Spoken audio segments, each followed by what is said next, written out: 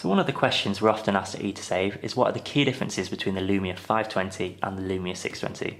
After all, they're two great value for money smartphones that are produced by Nokia, and they give you Windows Phone 8 on a really good budget. Just to summarise, 520 is actually cheaper than the 620, so we're just going to sort of say why the 620 has different features, how do they differ overall. So just to kickstart, screen size.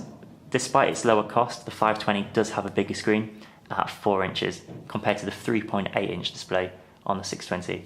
Now, there's slightly different technology in there as well. This uses a LCD clear black display compared to the IPS display that's in the 520. That said, if you want to be able to use gloves with your smartphone, say when it gets a bit chilly in those winter months, then the 520, it will let you do that. It's a super sensitive display that's built inside here. So that's quite a nice feature. If we look at design as well, we can see that the 520 has slightly sharper corners overall compared to the smooth corners of the 620. Looking at the sides as well, you see the 620 is also slightly thicker than the 520, but overall you've still got the same buttons. So you've got the volume rockers at the top, then the lock screen, then the camera mode just at the bottom too. Speaking of camera features, almost dropped it there, you have a 5 megapixel camera on the back of both of them, but the 620 has an LED flash as well. Okay, just to show you how this might make a difference to photos, I'll just launch up some pictures I've taken. So there, it's hard to use two phones at once.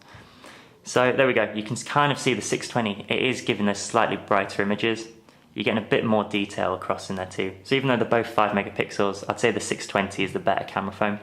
Something else that confirms this is the fact the 620 does have a front-facing camera, whereas the 520 doesn't. So I mean, if you're going to be using Skype, basically any sort of video call app, then 620 is essential for those video calls. Anything else to cover? I suppose with music features, there's a great app on both of these smartphones called Mix Radio, which lets you stream music on the go. The 620 has Dolby headphone sound enhancement, so that'll give you a slightly better sound quality compared to the 520.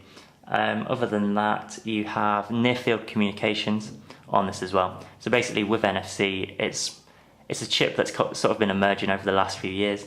It lets you process mobile payments. You can easily share a file with a friend with a simple tap. Sort of similar to Bluetooth in a way, but a bit more responsive and sort of less faffing around, basically, more to the point.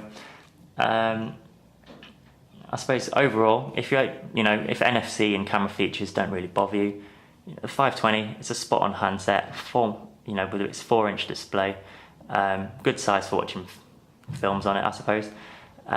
Plenty of features on there too. 620, if you're going to be video calling, this is probably the handset for you. So they're two great handsets available from Nokia and now available at eToSave.